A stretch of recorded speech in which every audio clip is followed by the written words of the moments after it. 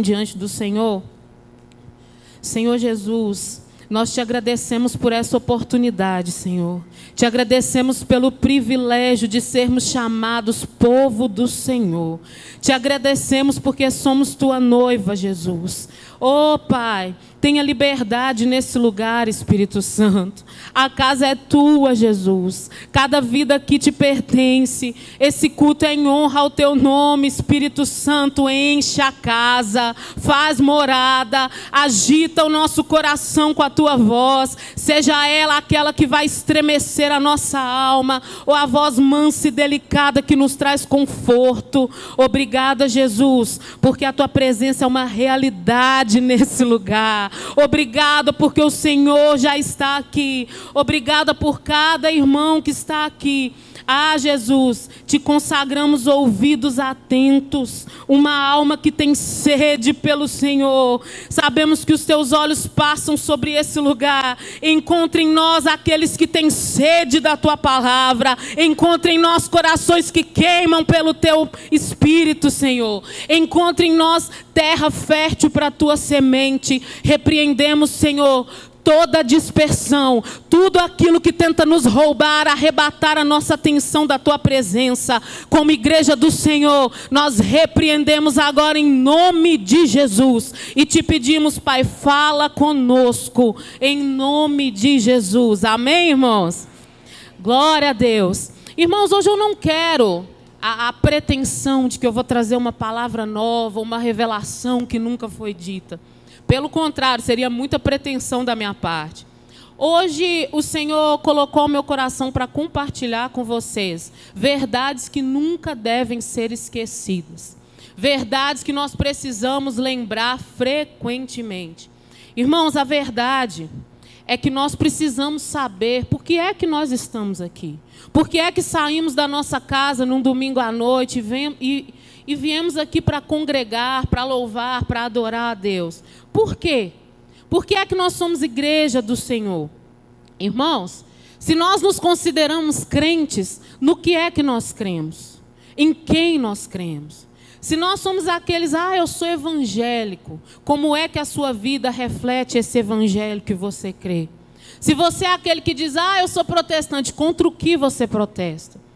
Se você é aquele que vai dizer assim, eu sou cristão, então Cristo é manifesto na sua vida. Você é aquele que reflete a beleza de Cristo. Você é aquele que mostra a pessoa de Jesus. Irmãos, muitas vezes na nossa vivência cristã, no nosso evangeliquez tão corriqueiro, palavras como salvação, redenção, resgate, perdão, reconciliação se tornam muito comuns para nós. A gente fala sobre elas com muita frequência e às vezes a gente esquece de parar para pensar o que de fato elas significam para nós. Nós, às vezes, não temos mais aquele impacto quando falamos assim, fomos reconciliados, porque está tão comum para nós. E existem verdades na palavra do Senhor que não podemos esquecer, que tem que fazer o nosso coração queimar todas as vezes que elas forem ditas, que elas forem mencionadas. Nós muitas vezes nos orgulhamos de sermos salvos em Jesus. E o que é que essa salvação implica? Quais são os critérios? O que é que essa salvação impacta na humanidade, na sua vida, no seu dia a dia? Irmãos, nós estamos vivendo um tempo de muitas distrações, onde muitas coisas tentam arrebatar o nosso coração da verdade do Evangelho. E nós precisamos estar atentos para não nos distrairmos daquilo que realmente importa. Muitas vozes têm falado hoje, muitos estímulos, e nós precisamos ser uma igreja atenta, uma igreja que continua olhando para o alto. Porque muitas vezes nos orgulhamos de sermos os salvos, mas estamos bebendo das fontes que o mundo tem para nos oferecer. Estamos completamente envolvidos pelo mundo, desejando as honras do mundo, buscando até mesmo aplauso e reconhecimento do mundo. E se você que se diz salvo, que se diz cristão, é alguém que ama o mundo, é alguém que quer viver como o mundo vive, que quer fazer o que o mundo faz, eu pergunto para você, meu irmão, você foi salvo de quê? Existem verdades que nós precisamos refletir na nossa vida. Irmãos, a grande verdade é que cada um de nós, todo ser humano, em todas as eras, em qualquer lugar que seja, cada um de nós carecemos desesperadamente por um Salvador. Nós precisamos de um Salvador. E a boa notícia do Evangelho é que nós temos um, que é único e suficiente, Jesus Cristo. E é sobre Ele que eu quero falar hoje. Porque nós, irmãos, vivemos nessa luta diária. Essa carne, essa natureza caída que tenta nos arrebatar da presença do Senhor todos os dias, que tenta nos controlar, que tenta nos afastar do Senhor, que tenta nos conduzir por caminhos que vão desagradar o Espírito Santo de Deus. E a verdade é que nós já nascemos assim. Você que é mãe, quando foi que você matriculou seu filho na aula de pirraça? Quando foi que você ensinou esse menino a bater? Quando foi que você ensinou esse menino a desobedecer? Nós já nascemos assim. Eu tinha uma amiga que ela tinha muita dificuldade de aceitar esse conceito de que nós nascemos em pecado. Porque ela associava a beleza de um bebê, a inocência de uma criança. A gente viu a Laura aqui, que coisa mais linda. Mas nós nascemos com essa natureza. E essa amiga minha tinha muita dificuldade. Até o primeiro filho. Porque depois que a menina nasceu, irmãos, era 50 centímetros de afronta. Pensa uma menina desaforada. Ela falou, eu vou criar minha filha nos caminhos do Senhor, eu vou educar para Jesus. O Jason uma vez falou com a gente na escola dominical que o desafio dos pais é lidar com a natureza caída dos filhos. E é verdade, irmãos. Nós já nascemos assim. Quem é que ensina a gente a mentir, a morder, a agredir? Ninguém. Irmãos, C.S. Lewis diz uma coisa que é muito verdade. Ele fala assim que a gente só percebe o quanto a gente é mal quando a gente resolve se esforçar para ser bom. Quando a gente resolve ir na contramão dessa nossa natureza caída. Eu vou confessar uma coisa para vocês, irmãos. Eu sempre falo que às vezes para achar um mau exemplo a gente não precisa ir longe, é só olhar no espelho. Eu estava me percebendo há uns tempos atrás. Eu falei, Deus, acho que o meu pecado é a ira. Porque eu sou uma colérica mergulhada na cólera. E eu estou precisando melhorar, estou intolerante, estou sem paciência. Aí, irmão, a gente tem que se analisar, não é só no dia da Santa Ceia, não. Falei, Jesus, estou parecendo um pitbull raivoso, tem misericórdia de mim. Beleza, irmãos, comecei a... De verdade, tá? Eu estou falando sério. Eu comecei a orar, falei, Jesus, me ajuda. Vou começar a buscar ser mais parecida com o Senhor. Tentar ser uma pessoa mais serena. Porque a verdade, irmãos, é que eu não dou vazão à ira. Porque se eu desse, eu já estava no chilindró. Mas ela existe. Ela está aí. Aí eu comecei a orar, pedir a Deus para me trazer. Ô, irmãos. Ô, igreja. Misericórdia, gente. Porque aí o capeta atenta mais. Entendeu? Estava eu trabalhando, falei, tá bom, não vou falar nada. Mas a cara não converte. Aí eu tô calada, mas a cara. Irmãos, a sobrancelha faz até assim, ó. Sangue de Jesus tem poder. Eu falei, Jesus, a gente é muito difícil, Senhor.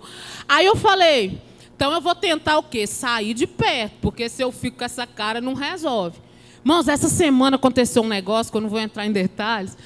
Mas assim, eu falei, vou ficar calada. Aí a cara já veio. Falei, vou sair de perto para ninguém ver minha cara. Saí de perto. Mas por dentro eu estava assim, ó.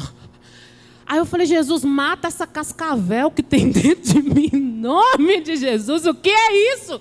Irmãos, a nossa natureza é assim. Nós precisamos de Jesus. Nós precisamos buscar o Senhor. A nossa natureza nos arrasta para aquilo que é mal. A nossa pecaminosidade é uma verdade sobre toda a humanidade.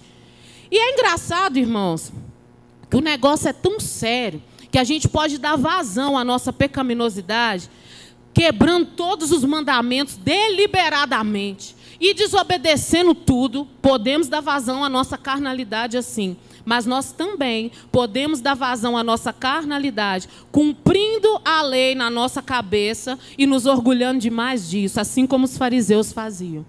Porque os fariseus se orgulhavam de serem exímios cumpridores da lei. Mas diante de Jesus, Jesus olha para eles e fala assim, vocês são sepulcros caiados.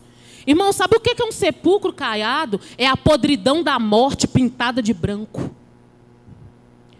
a nossa carnalidade, ela tenta nos dominar o tempo todo. Irmão, misericórdia.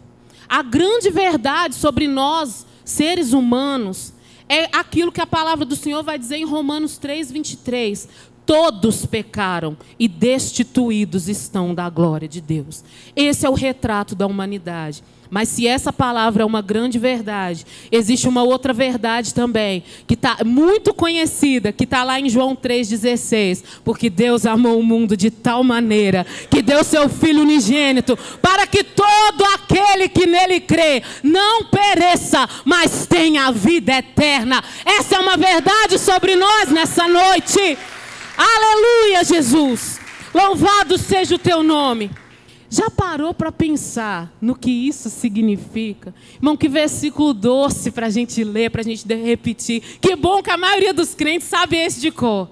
Que palavra maravilhosa, irmãos, para nós pensarmos a respeito dela. Deus amou o mundo, esse mundo que nós estávamos meditando agora. E a gente pensar nisso, é a gente pensar que o amor se revestiu de carne. É a gente pensar que a misericórdia tomou forma de homem. É a gente pensar que a graça se manifestou no meio de gente como nós. Pensar sobre isso é entender que o Verbo se fez carne e habitou entre nós. Que grandeza, irmãos. Que bênção. Que graça maravilhosa. Que favor que nós não poderíamos jamais merecer. Porque a grande verdade é que os homens muitas vezes querem ser deuses, querem ser reverenciados como deuses. Mas o Filho de Deus escolheu ser homem. Irmãos, os homens buscam se exaltar sobremaneira, mas aquele que era exaltado acima de todas as coisas, escolheu se humilhar. Às vezes a gente fala de Jesus, a gente canta de Jesus e a gente não pensa nesse tipo de coisa. Irmãos, muitas vezes os homens buscam para si tantos títulos, tanto reconhecimento, e a verdade é que ele abriu mão de toda a sua glória. A humilhação de Jesus não começou na cruz, começou a partir do momento em que ele vai se despir de toda a sua glória e vai repousar no ventre de Maria.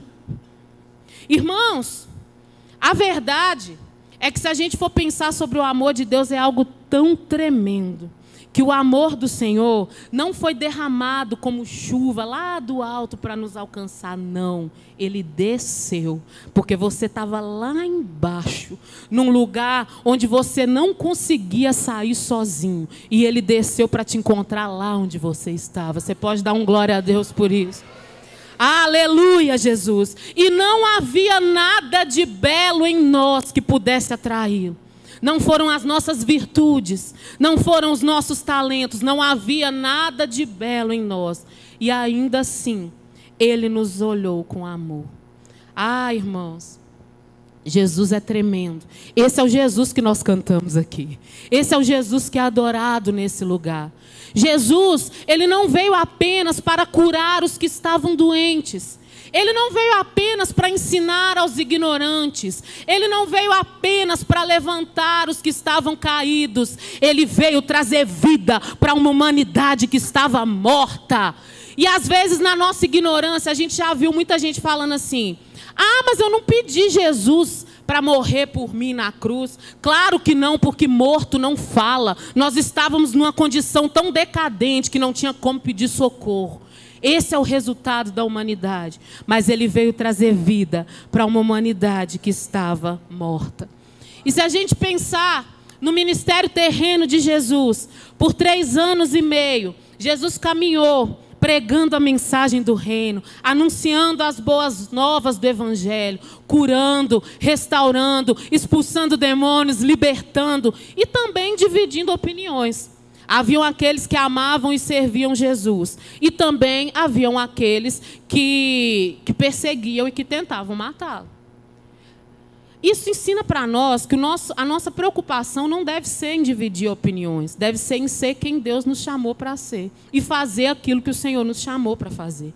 E Jesus vai fazendo isso. Agora, uma coisa é fato, irmãos. Independente dessas opiniões divididas, Ele dividiu a história da humanidade. Nunca mais foi a mesma depois dele. Ele estava marcando vidas. Ele estava colocando as bases do reino aqui. Que coisa tremenda. E entre tanta coisa que foi dita a respeito dele, porque muita coisa foi dita a respeito dele. Eu quero destacar ainda nessa nossa introdução. Em Mateus capítulo 11, 19, eles vão dizer que Jesus era amigo dos pecadores. Semana passada foi pregado sobre isso. Jesus tem procurado amigos. E o texto vai dizer que ele era chamado de amigos de pecadores. E uma tentativa de macular a imagem de Jesus, e uma tentativa de descredibilizá-lo, os seus opositores vão falar: mas ele é amigo de pecadores. Ou seja, ele se mistura com a gentalha, ele se envolve com gente que não presta, ele está próximo, ele se relaciona com gente desqualificada. E eu fiquei pensando sobre isso, e não é que a acusação é verdadeira? Não é que é verdade? E essa é uma verdade que incomoda demais os religiosos. Essa é uma verdade para aqueles que se achavam muito santos, muito puros, um absurdo, um escândalo. Mas que dádiva para os pecadores, que bênção, que favor para os pecadores ter um amigo como ele. Irmãos, que privilégio para a gente estorvada como Pedro, poder ter amigo, ser amigo de Jesus, ter um amigo como ele e se encontrar nesse amigo de uma forma tamanha, a ponto de dizer assim: Senhor, para onde, para quem iremos nós? Só Tu tens as palavras de vida eterna. Que bênção é ele ser amigo de pecadores, que alegria para gente cativa como Maria Madalena. Uma mulher que vivia oprimida por 7 espíritos malignos, escravizada pelo diabo, mas ela não entrou para a história como uma endemoniada, porque ele é amigo dos pecadores. Sabe como ela entra para a história? Como uma discípula de Jesus, a primeira pessoa a contemplar todo o esplendor do Cristo ressurreto, e ele chama ela pelo nome. Que dádiva é ele ser amigo dos pecadores. Irmãos, graças a Deus, porque ele é amigo de pecadores. Porque por causa... Eu poderia ficar aqui a noite toda falando disso, que esse assunto é muito bom. Por causa dele ser amigo de pecadores, um homem violento como Saulo de Tarso, que a Bíblia fala que respirava ameaça contra os cristãos, recebe o sopro do Espírito Santo e se torna o maior plantador de igrejas e se torna o maior missionário da igreja primitiva. Graças a Deus, ele é amigo de pecadores. E o meu último exemplo: bendito seja o Senhor, porque ele é amigo de pecadores. E pessoas que viveram uma vida tão vazia como a mulher samaritana, buscando beber em tantas fontes que não lhe saciavam, vivendo tantos relacionamentos, buscando um amor que ela nunca tinha encontrado, e continuando com a sua alma sedenta. Mas porque ele era amigo de pecadores, ele foi se encontrar com ela no poço, e ela pôde experimentar o poder da água viva que jorra para a eternidade. Graças a Deus que ele é amigo de pecadores, porque é gente como eu e você, que estávamos tão perdidos, que às vezes não sabemos nem o que fazer com a nossa própria vida, cativos, entristecidos, envergonhados, presos em tantas amarras. Muitos de nós vivemos uma vida terrível, vergonhosa, de vícios, mas porque ele se fez amigos de pecadores, gente como eu e você, hoje podemos ser chamados de amigos de Deus. Ele é amigo de pecadores. Aleluia, Jesus. Esse é o nosso Jesus, irmãos. Esse é o mistério da graça. Esse é o amor de uma forma tal que não pode ser medido, que não pode ser explicado. O amor de Jesus, ele nos constrange, porque no final das contas a gente não consegue entender. Eu gosto muito daquele texto lá da igreja de Laodiceia, que o próprio Jesus vai falar para a igreja. Ele não está falando para as pessoas ímpias lá do mundo, é para a igreja essa mensagem. E ele vai dizer assim: quem dera se você fosse quente ou frio, porque você é morno, eu estou a ponto de te vomitar. Ele vai dizer assim: vocês são hipócritas, porque vocês têm uma aparência de que está muito bem, e vocês falam isso. Eu sou rico, não tenho falta de nada. E Jesus vai falar: mas diante de mim, vocês são pobres, cegos, miseráveis e nus. Irmãos, gente que na sua religiosidade distorce a realidade, está muito mal e acha que está muito bem. Eles vão dizer, eu sou rico, eu não tenho falta de nada. E Jesus vai dizer, vocês são pobres, cegos, miseráveis e nus, ou seja, vocês estão carecendo de tudo. Quem é que quer gente assim? Quer conviver com gente assim? Mas Jesus não termina a carta sem falar assim, olha, eu corrijo aqueles que eu amo. E eis que eu estou à porta e bato. E se alguém ouvir a minha voz, ele está falando para esse tipo de gente. Se alguém ouvir a minha voz e abrir a porta, eu entrarei em casa, cearei com eles e eles comigo. Aleluia, Jesus. Aleluia, Jesus, o teu amor nos constrange, Senhor. Há esperança para gente como eu e você por causa dele, irmãos. Por causa desse coração dele. Ele não fala assim, olha, vocês são pobres, cegos e miseráveis e nus. Não quero saber, não quero perto de mim. Ele quer comunhão. Hoje é noite onde o Senhor bate em portas nos nossos corações. É noite de abrirmos essas portas. Ele quer nos aproximar um pouco mais dele nessa noite. Ele quer nos aproximar um pouco mais do coração dele nessa noite. Vamos abrir a nossa Bíblia, irmãos. Evangelho de Marcos, capítulo 15. Nós vamos ler do versículo 1 até o 15. O tema da mensagem hoje é eu, Barrabás. Vamos falar sobre esse homem, porque nós temos muito mais em comum com ele do que a gente imagina. Evangelho de Marcos, capítulo 15.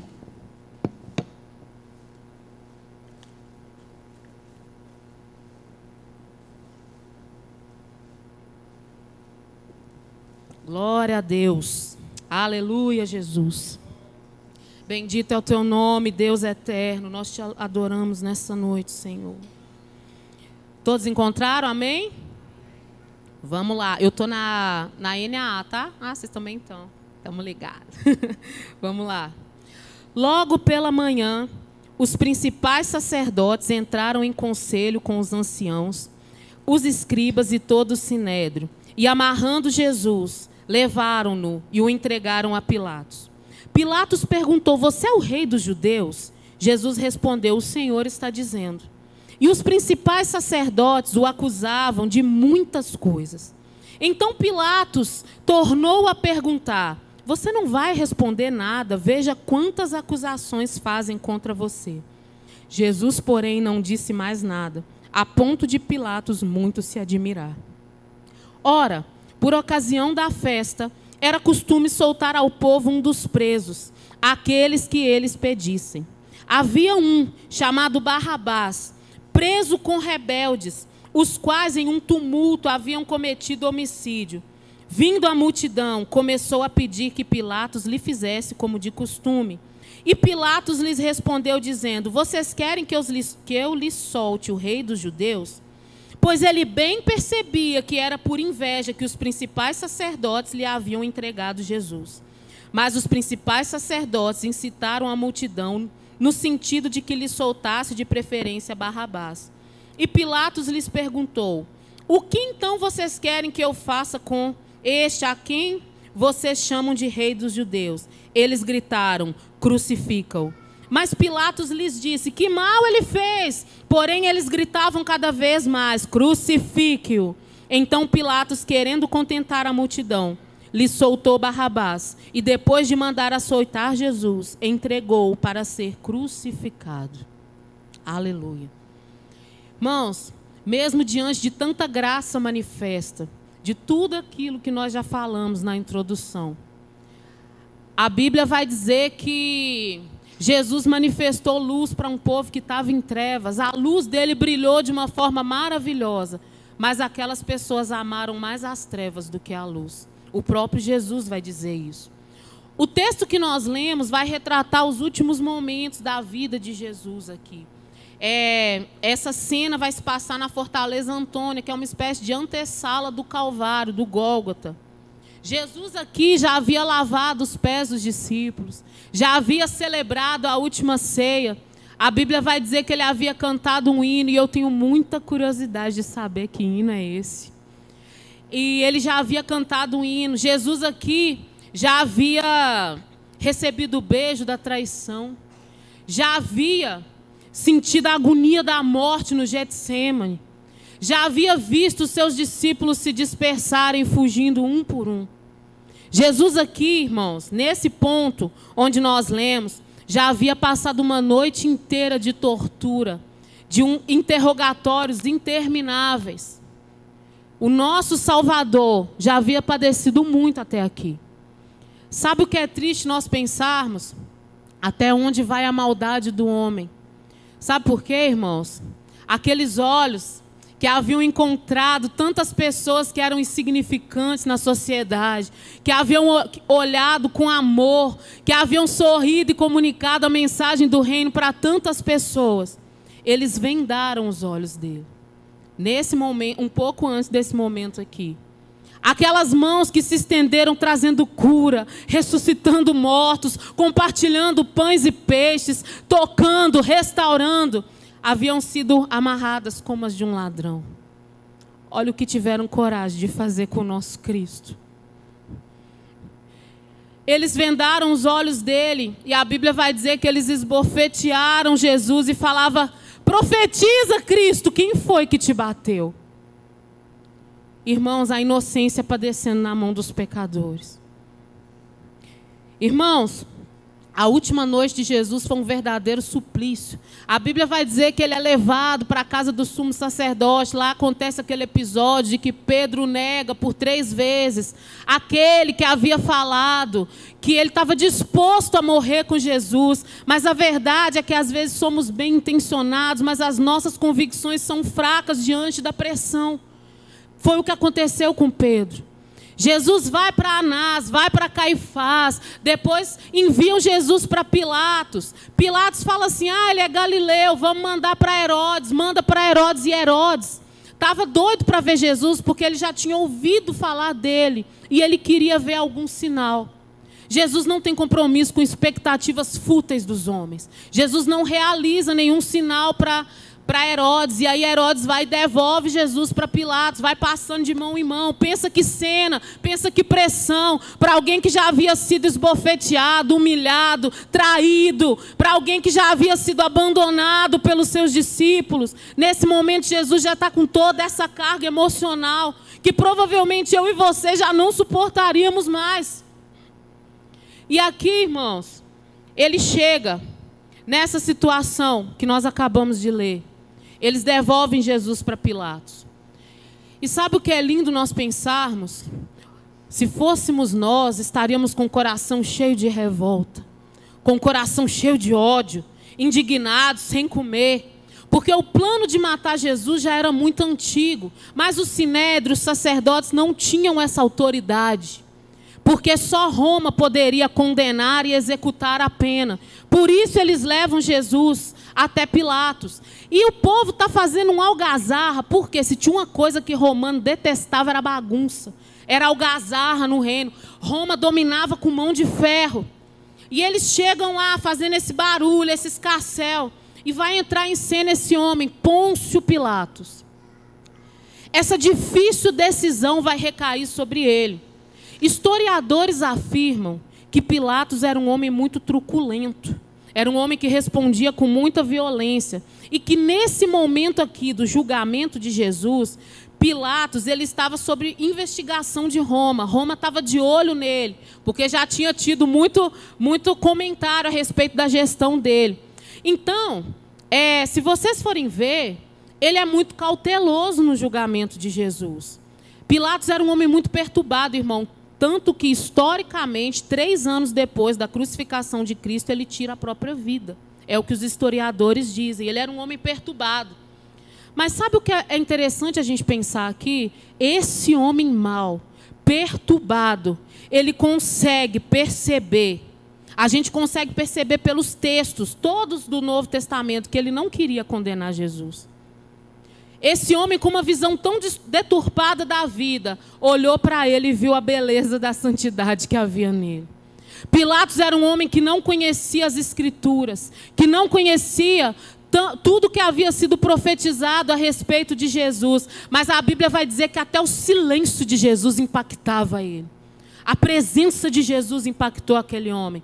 Mateus vai dizer que a esposa dele, que a história vai chamar de Cláudia, intromete no meio do julgamento e manda um recado para ele e fala assim: olha, não se mete com esse homem, porque essa noite eu sofri por causa dele, ele é justo. E o povo de Deus, aqueles que conheciam a lei, aqueles que eram ensinados em todas as profecias a respeito dele, gritavam: crucificam. Como explicar a ingratidão do ser humano, irmãos?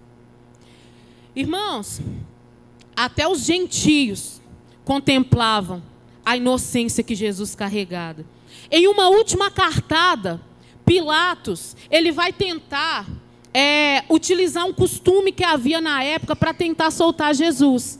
Porque na época da Páscoa, que é a festa da libertação, como um gesto de boa vontade, Roma libertava um dos prisioneiros, devolvia alguém para a sociedade.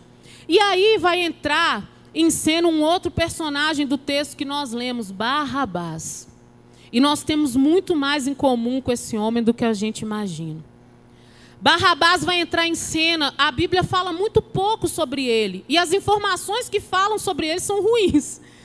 O nome dele vai remeter a dois significados mais ou menos que são os mais aceitos. Primeiro, o bar era um prefixo de filho, ao invés do júnior que a gente usa hoje. Então, Barrabás pode falar de filho do Aba, porque tem a palavra Aba no nome dele, filho do pai.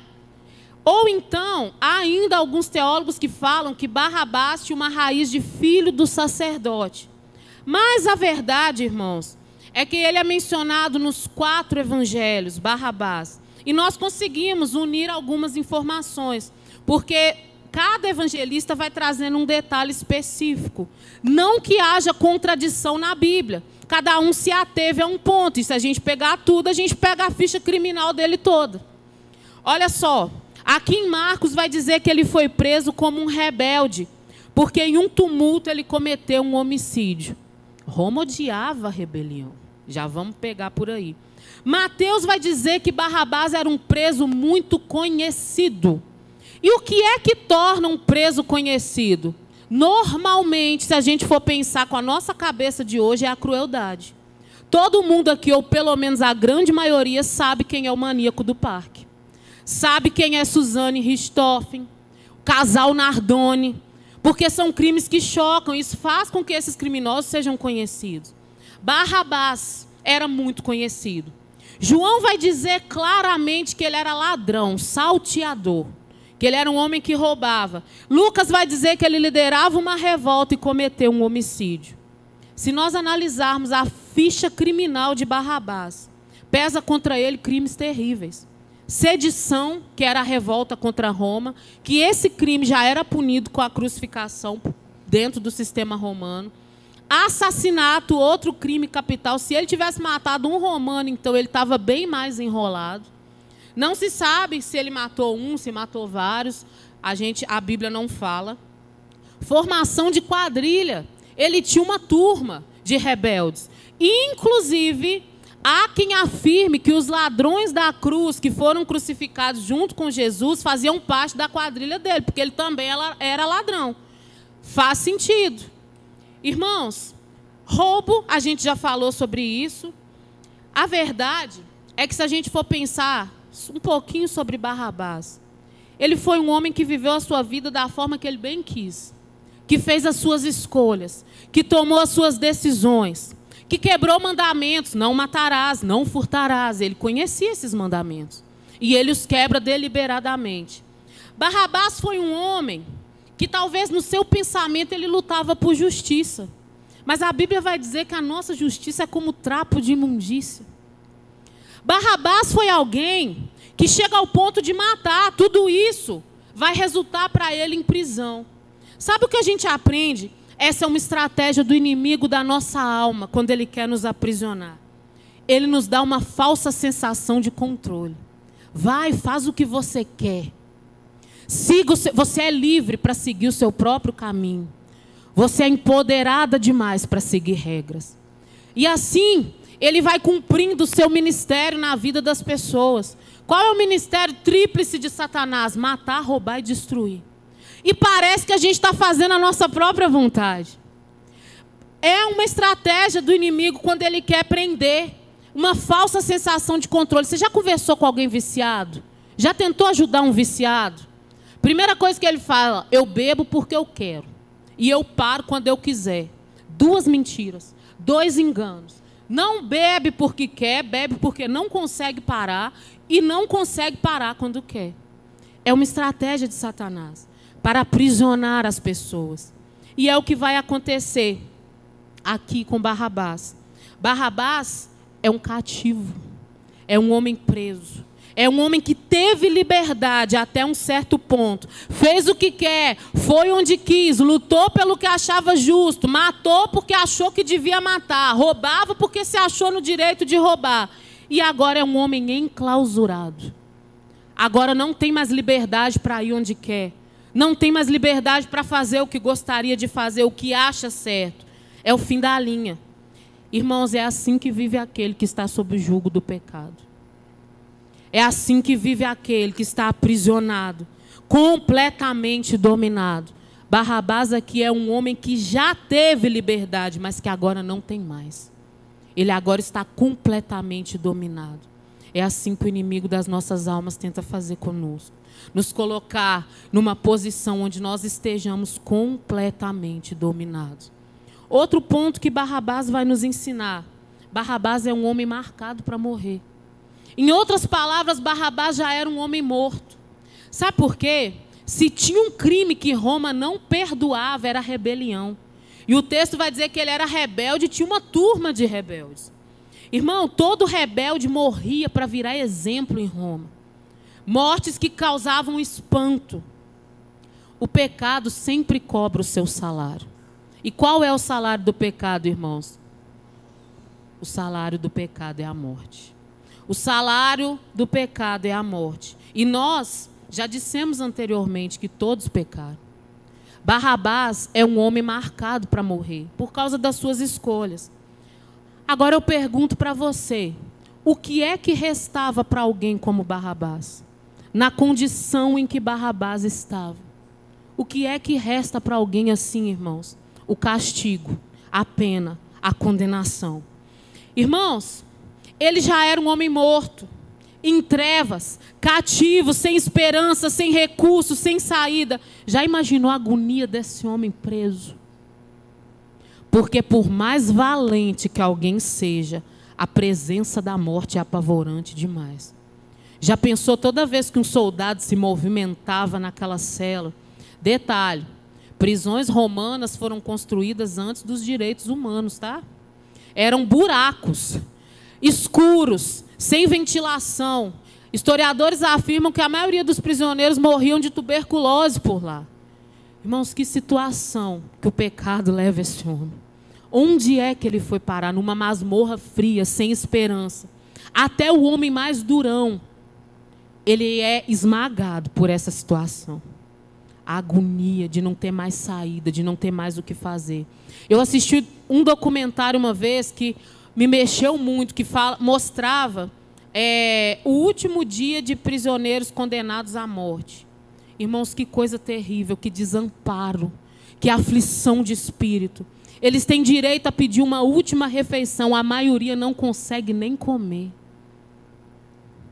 Porque não tem outra expectação senão a morte. Porque não tem nada mais ao redor. Irmão, você já agradeceu a bênção de ter um Salvador hoje? Porque o desamparo do mundo é grande demais, irmãos.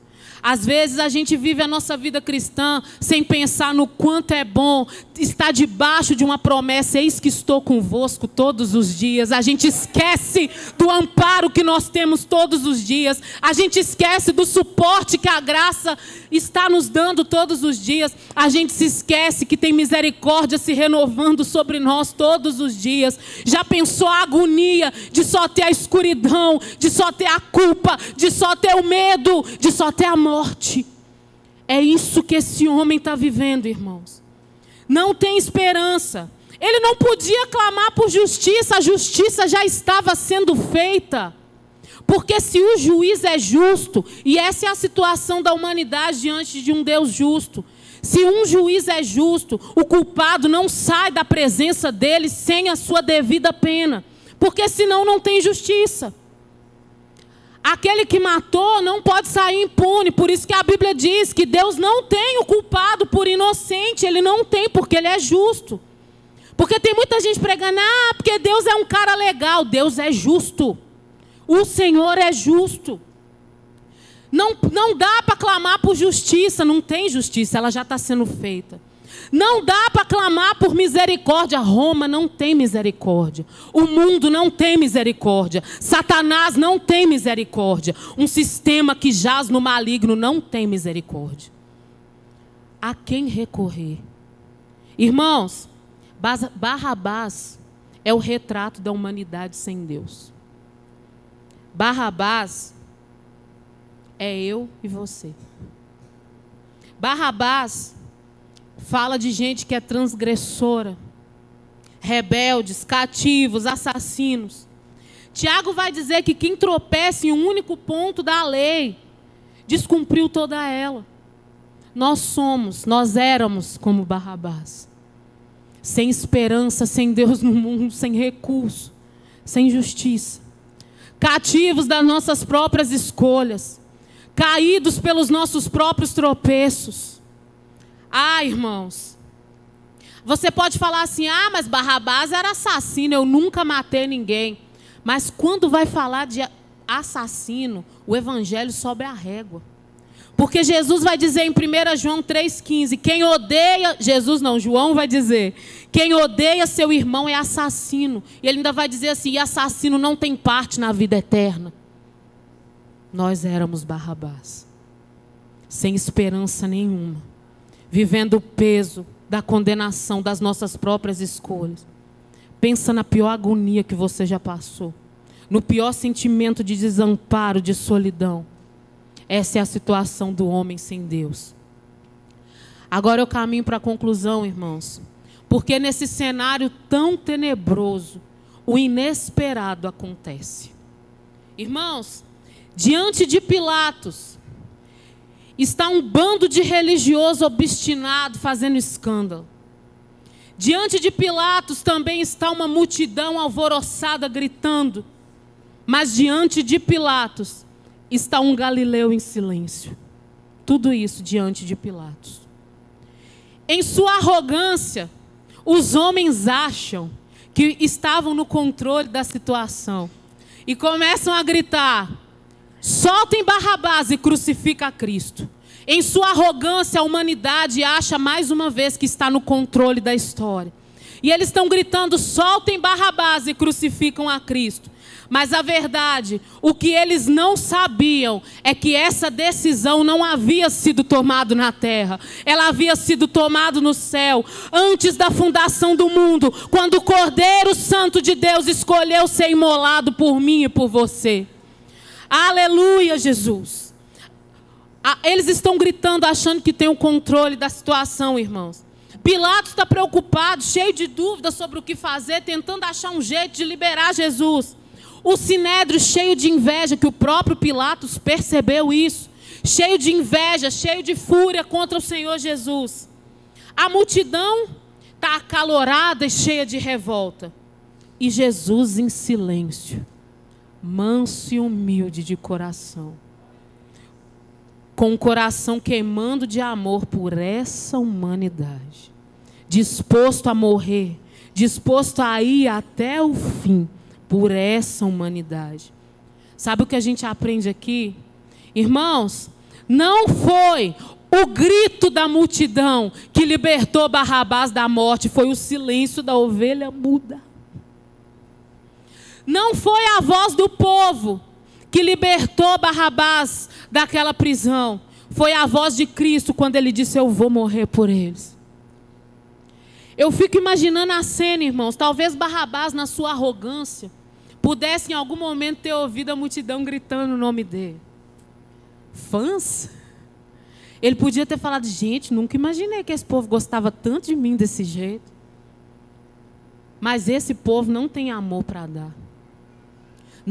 Barrabás não era amado de jeito nenhum por esse povo. Sabe quem amava Barrabás? Jesus. Sabe quem ama você? Jesus. Sabe quem ama sua vizinha que te perturba? Jesus. Sabe quem ama aquela pessoa que você detesta? Jesus. Sabe quem amou o mundo de tal maneira? Jesus.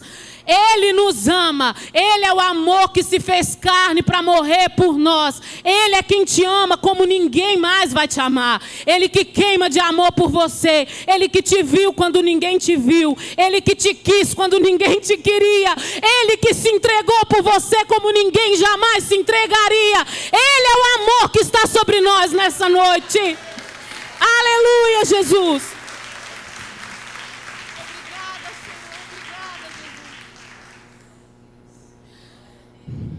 Ele é quem amava Barrabás, um homem odioso. Pessoas odiosas são amadas por um Jesus que é santo, doce e amável. Como que nós podemos explicar essa verdade, irmãos? O amor de Jesus cabe até onde não tem cabimento. Aleluia, Jesus, obrigada, Senhor. Irmãos, Jesus assume o lugar de Barrabás. Ele assumiu o meu e o seu lugar. Ele assumiu o nosso lugar. Ele assumiu a nossa vergonha, a nossa culpa, a nossa condenação. Irmãos, nós não sabemos se Barrabás conhecia Jesus. A Bíblia não fala de Barrabás no cárcere clamando por misericórdia.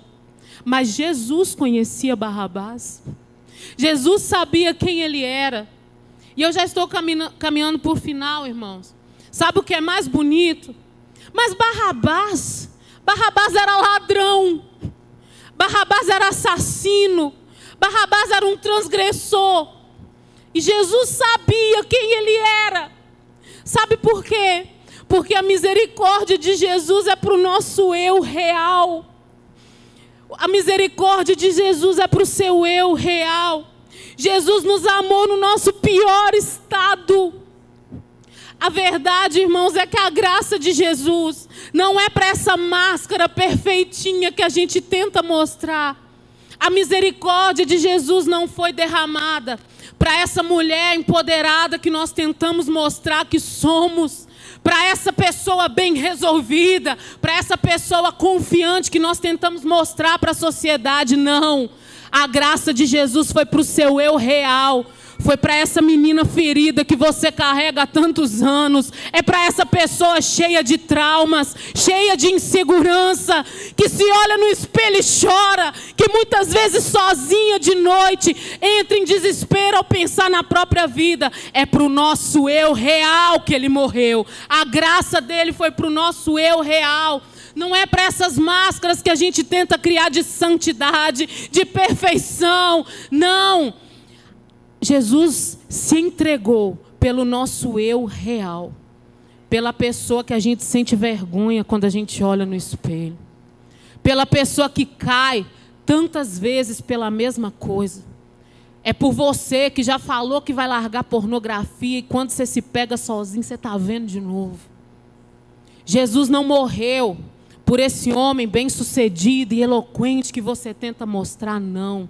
Ele morreu para o moleque que você é, que muitas vezes não cumpre com a sua própria palavra. Sabe qual é a boa nova do Evangelho? Existe graça para a gente assim, irmãos. Existe misericórdia para a gente como eu e você. A graça de Jesus é para o nosso eu real, para aquele que nós temos vergonha. Aleluia, Jesus. Nesse dia, irmãos, Barrabás saiu dali com uma segunda chance, com uma nova oportunidade, com a chance de fazer tudo diferente, com a possibilidade de uma nova história, de uma nova vida. Barrabás sai dali livre, mas Jesus sai para a condenação. Jesus sai para a cruz. Irmãos, ele não merecia. Eu e você não merecíamos. Não havia nada belo em nós. Mas ele assumiu o meu e o seu lugar. Irmão, sabe qual é a boa nova do Evangelho hoje? Você é livre, Barrabás. Você é livre. Você é livre da acusação. Você é livre da dívida que havia contra você. Você é livre da vergonha. Você é livre da condenação. Você é livre do inferno. Você é livre. Nós somos livres em Jesus. Aleluia. Vamos ficar de pé, irmãos. Ministério de Louvor, pode subir. Deixa eu te falar uma coisa. Por causa dele, eu e você somos livres. Para olhar para o passado sem vergonha, sem culpa e sem condenação. Você é livre desse desejo de agradar as pessoas. Ele já se agradou de você. Você é livre desse desejo de ser aceito pelas pessoas. O céu já te aceitou como filho.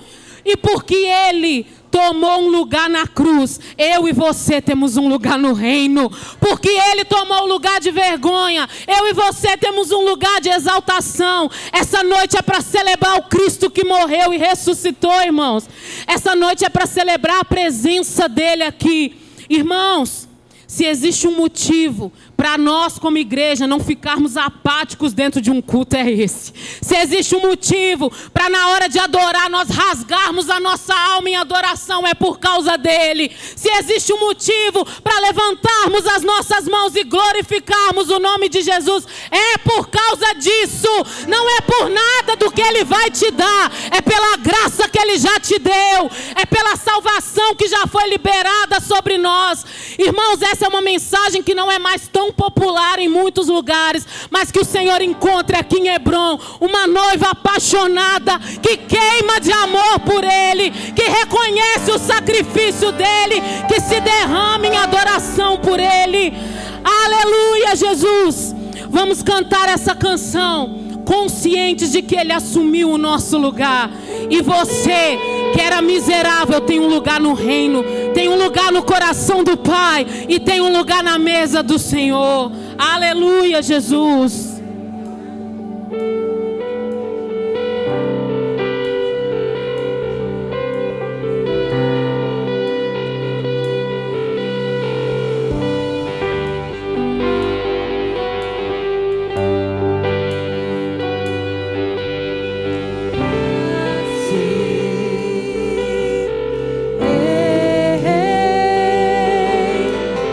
A bagagem do passado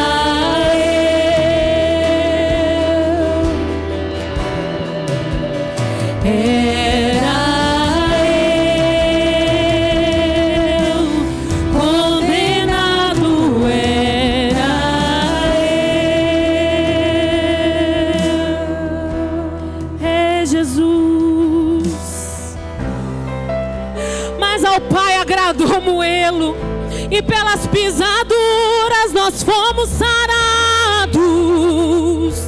Se você é livre, levanta a sua mão e glorifica o nome de Jesus. Como quem é livre, como quem desfruta da vida de Deus. Ah, Jesus, nos rendemos ao teu sacrifício nessa noite. E em nome de Jesus eu te peço, pelo poder do teu Espírito que está nesse lugar, arrebata corações aqui para a tua presença. Faz o teu amor queimar nesse lugar. Levanta uma noiva apaixonada, incendiada pelo Senhor. Sopra sobre esse lugar. Aviva a tua chama em nós, Pai. Aqueles que há muito tempo não sentem a sua presença, pega nessa noite, toca nessa noite, nos leva de volta para os quartos fechados, nos leva de volta ao primeiro amor. Queima teu fogo sobre nós, Jesus. Faz o nosso coração queimar.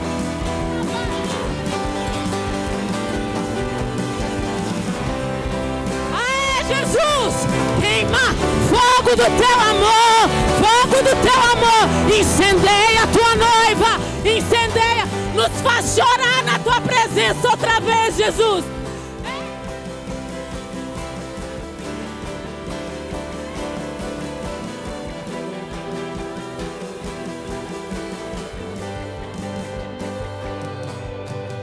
Ele foi julgado em meu lugar. Hoje eu tenho vida. Ele foi julgado. Cante como alguém que é livre, meu irmão. Em meu lugar. Hoje eu tenho vida.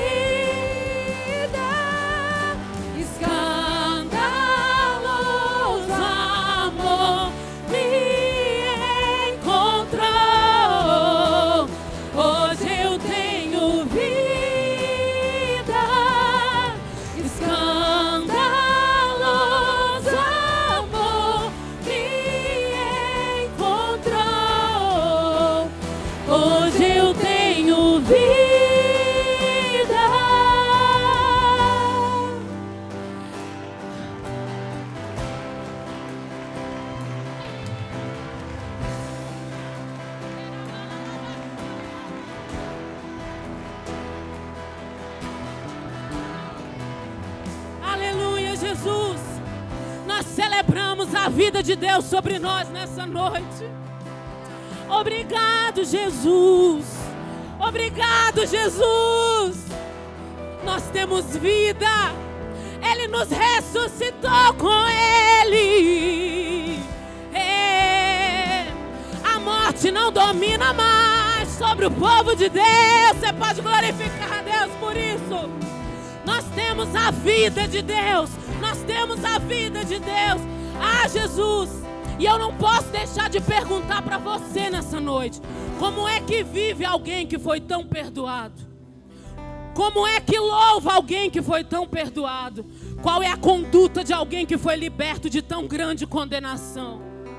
Como é que ama a Deus alguém que foi tão amado? Como é que se apresenta diante de Jesus alguém que foi tão amado, tão acolhido? Os olhos dele passam sobre esse lugar nessa noite. Ele é presença aqui. Ah, Jesus, nós queremos declarar que Tu és o nosso tesouro, Jesus. Tu és o nosso bem maior. Irmãos, o tesouro da igreja é a presença. O tesouro da igreja é o Jesus.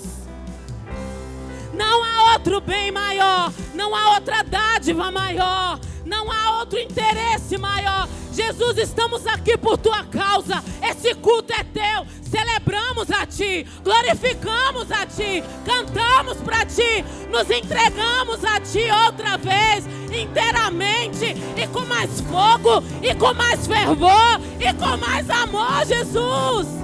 Te adoramos, Jesus, nessa noite. Oh, Jesus, receba a honra que lhe é devido.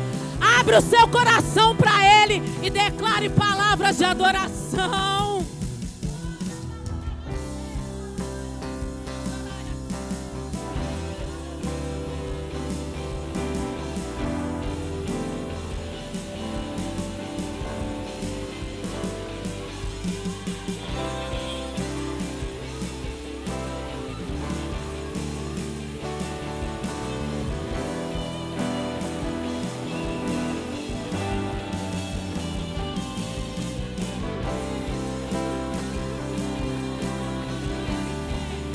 Te adoramos, Rei dos Reis. A Ti a honra, a Ti a glória, a Ti o levantar das nossas mãos e o derramar da nossa alma. É tudo para Ti, Jesus. A casa é Tua. Tenha liberdade no nosso meio, Jesus. Ei, aleluia. Aleluia, Jesus.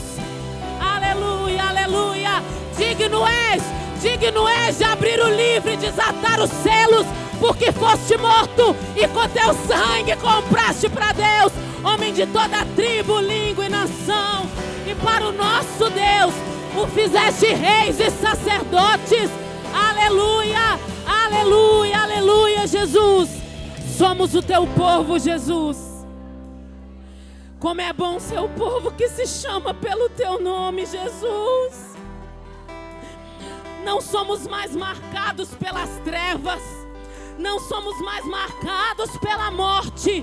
Não somos mais marcados pelo pecado. Mas sobre nós existe a marca do sangue de Jesus. Sobre nós existe a marca do amor de Jesus.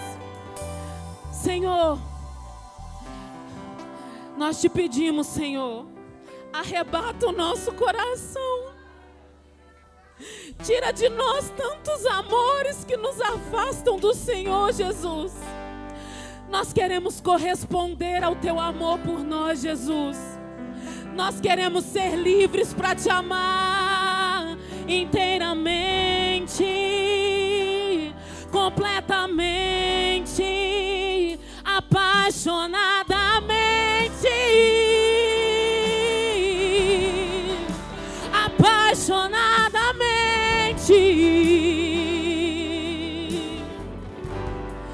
Tu és o nosso bem maior, amado da minha alma.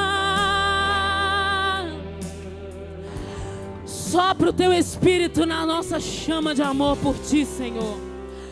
Incendeia o nosso coração. Repreendemos desse lugar uma noiva apática, uma noiva que não se envolve, uma noiva que não tem desejo. Queima o fogo santo do Senhor nos nossos corações. Queima, Senhor, uma chama de amor que não pode ser controlada. Sopra sobre nós, em nome de Jesus, Senhor. Atrai o nosso coração a Ti todos os dias. Nos conduz ao lugar do encontro, Senhor. Nós te amamos, Jesus. Nós te amamos, Jesus. Nos faça livre todos os dias, porque o lugar de vergonha era nosso, e nós damos a Ti o lugar de honra, o lugar de glória e o lugar de exaltação nessa noite. Você pode aplaudir o nome do Senhor. Diga uma palavra de amor para Ele.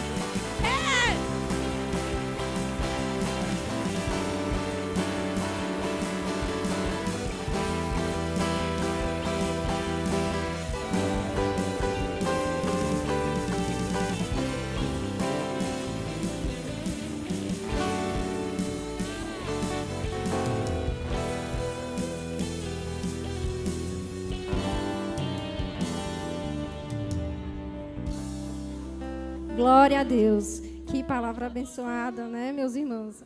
A Estefânia, muito humilde, né, falando que não é uma coisa nova, mas é um renovo para a nossa alma, para nosso ser nessa noite, um maná direto do Senhor. A gente agradece muito a sua participação, Estefânia, o teu sim, e a gente queria te dar uma lembrancinha, o Ministério da EBD, te homenageia nesta noite.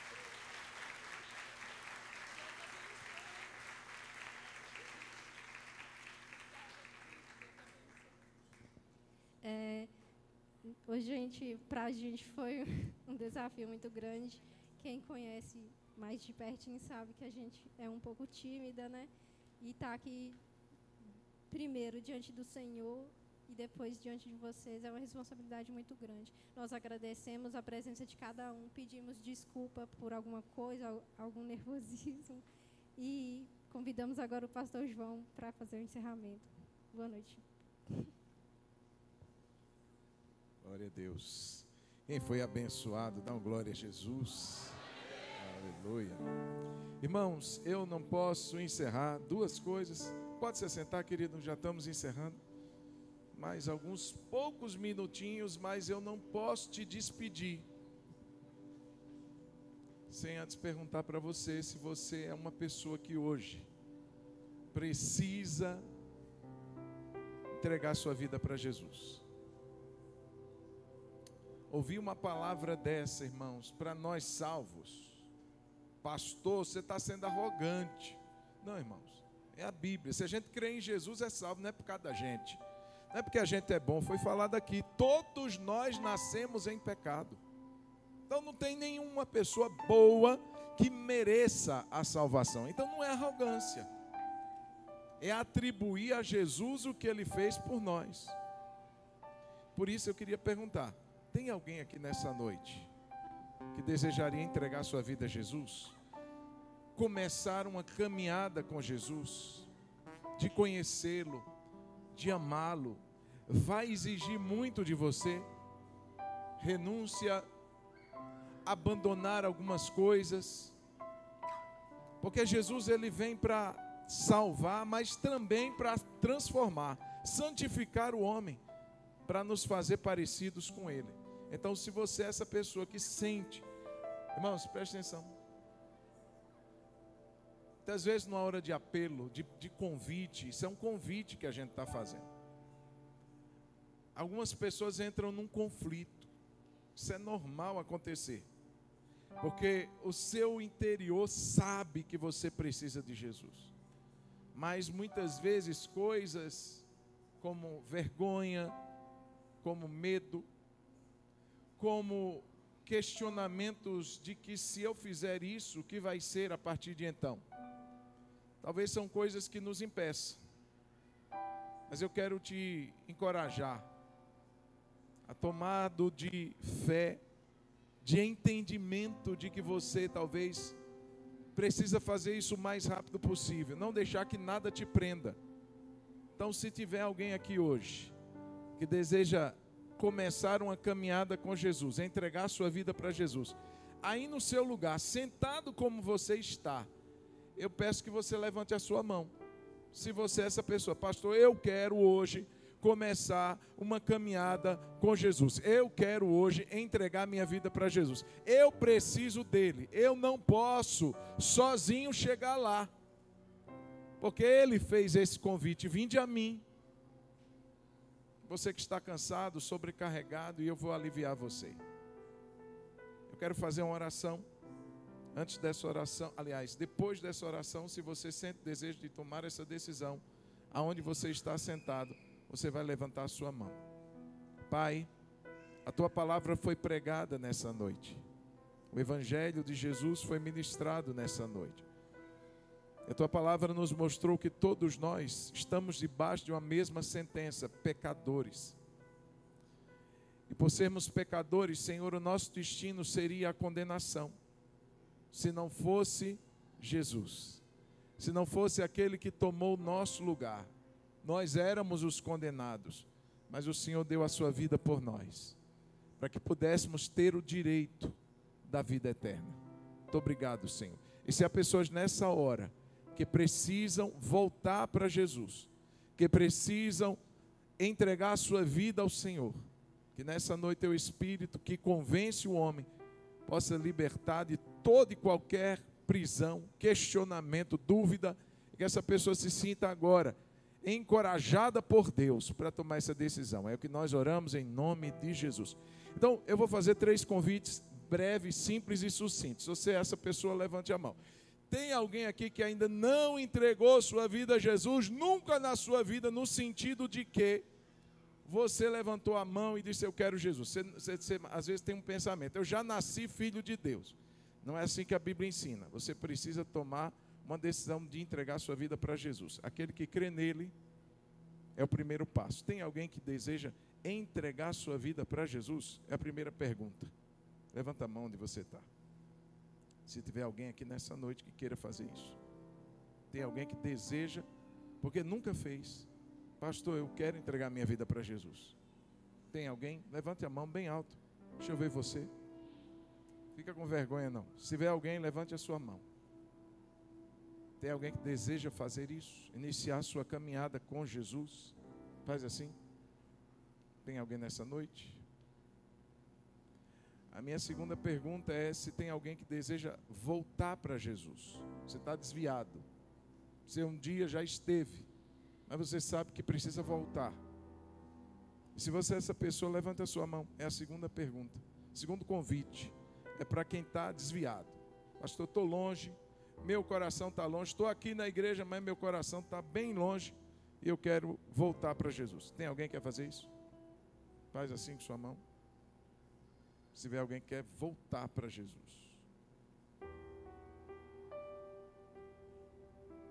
Esse é um momento muito lindo. Se você entender e desejar isso, nós teríamos a alegria de orar junto com você. Tem alguém que quer voltar para Jesus? Não? Amém. E a minha terceira e última pergunta. Tem alguém que quer começar um propósito para batizar? Às vezes você está anos na igreja. Anos. Você não tomou uma decisão de passar pelo batismo. Se você tem mais de 13 anos e quer tomar essa decisão, pastor, eu quero batizar. A Bíblia diz que aquele que crê e for batizado deve ser salvo, vai ser salvo. Tem alguém que quer fazer isso? Pastor, eu quero começar uma classe de batismo. Vou batizar esse ano em nome de Jesus. Tem alguém? É a terceira pergunta. Faz assim com sua mão. Está ali querendo o Pai. Tem alguém nessa noite que quer tomar essa decisão de batizar? Você não vai batizar agora não. Se você tomar a decisão, você vai entrar numa classe, vai passar 3 meses sendo preparado para depois batizar. Tem alguém que quer começar esse desafio? Quero batizar, pastor. Faz assim, deixa eu te conhecer.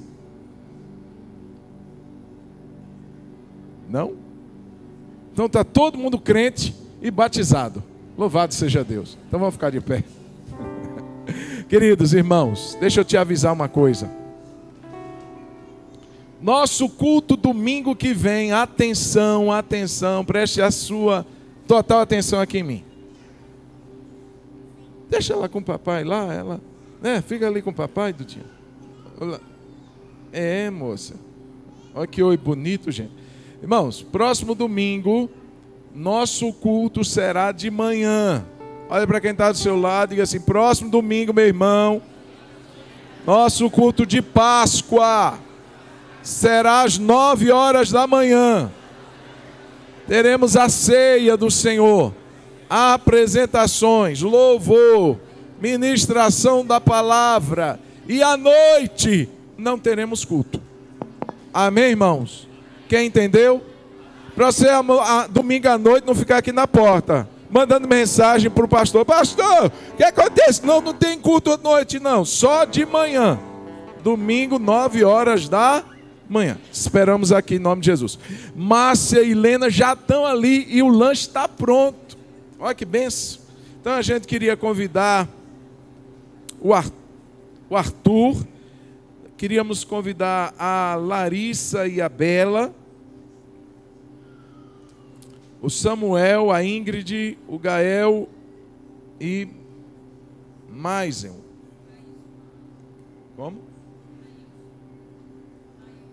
Maísso. A Valdete, a Soraya e Jeremilton e o Cauã Lucas. Cadê vocês? Os nossos irmãos já estão aqui, ó, esperando para o lanche. Quem está com essas pessoas pode acompanhá-los. 0,800 não paga não, irmão. A pastora aqui está lembrando. É um lanche só para a gente se alegrar com a presença de vocês hoje aqui. Vamos aplaudir a Jesus pela vida deles? Amém. Só acompanhar essas irmãs aqui. Obrigado, Márcia. Obrigado, Lena. Irmãos, para a gente encerrar de uma maneira linda, hoje é culto de primícias, já estamos encerrando. Eu quero convidar as meninas da Escola Bíblica, as superintendentes e todos os professores da Escola Bíblica, rapidinho, demora não, rapidinho aqui no altar para a gente agradecer a Deus pela vida de vocês. Que lindo culto, Deus abençoe a vida de vocês por tanto esmero. Ficou linda a decoração. Quem achou a decoração bonita, gente? Se você for olhar na porta ali, elas capricharam. Parabéns. E os nossos professores, todos professores da Rede Kids, professores jovens, adultos, adolescentes, como foi falado aqui, para você conhecer o nosso time da Escola Bíblica, que todo domingo, 9 horas da manhã, tem uma aula maravilhosa para abençoar a cada um, desde a criança lá no berçário até o adulto. Bênção demais. Obrigado pela vida de vocês, nosso lindo grupo da Escola Bíblica Dominical. Deixa eu confessar uma coisa com vocês. Eu conversei com os pastores uns dias atrás. Por alguma razão particular de cada um, alguns deles tiraram a escola bíblica. Tiraram. E eles estavam no dia conversando, eu com eles, e eles disseram assim, como que a gente faz para voltar a ter escola bíblica? Faz tanta falta. Porque eles implementaram outros trabalhos para tentar, outras maneiras, e que substituiria a escola bíblica. E eles estão assim, como era bom. É uma maneira de ensinar os irmãos, de doutrinar a igreja. Uma das ferramentas é a escola dominical. Então, obrigado vocês que fazem parte desse. Acho que todos estão aqui. Está faltando, não está? Tá, tem gente dando aula lá até agora. Obrigado pela vida de vocês. Vocês são bênção na vida dessa igreja. Nós louvamos a Deus pela escola bíblica dominical. E espero que você que ainda não participa, seja um aluno frequente e seja abençoado por esse departamento que é tão útil, uma ferramenta tão poderosa na vida da igreja. Estenda as mãos, vamos agradecer pela vida deles. Pai, muito obrigado pela nossa EBD, muito obrigado por esse departamento, pela vida dos professores, professoras, pela superintendência que se esmera de uma maneira tão linda para entregar o melhor para o Senhor e para os irmãos, através de cada ministração, de cada aula. Nós somos tão abençoados, Senhor, e nós queremos pedir que o Senhor continue agregando, meu Deus, a vida de cada um deles, Senhor, alimentando-os, ó Pai, a cada domingo, para que eles possam também alimentar o Teu povo, desde a criança até o adulto. Meu Pai, nós os abençoamos em nome de Jesus. Nossa superintendência, que tem trabalhado com tanta dedicação, abençoe a vida delas, Pai, e todo esse grupo nós dedicamos a adoração, louvor e honra ao Senhor pela vida deles, em nome de Jesus, amém, amém e amém. Deus abençoe. Glória a Deus. Estenda as suas mãos em nome de Jesus. Para quem está mais perto de você, diga assim: que o Senhor te abençoe e o Senhor te guarde. O Senhor faça resplandecer o seu rosto sobre a sua vida. Que o Senhor tenha misericórdia da sua vida. Te dê paz. Te dê uma semana abençoada. Te guarde. Te livre de todo mal. Em nome de Jesus. Amém. Muito obrigado, Senhor. Leva-nos em paz, segurança às nossas casas, como oramos. Em nome de Jesus. Que a graça de Jesus, que o amor de Deus o Pai e que a consolação do Espírito seja sobre todos nós, hoje e sempre. Amém. Deus abençoe e vá em paz. Uma ótima semana em nome de Jesus.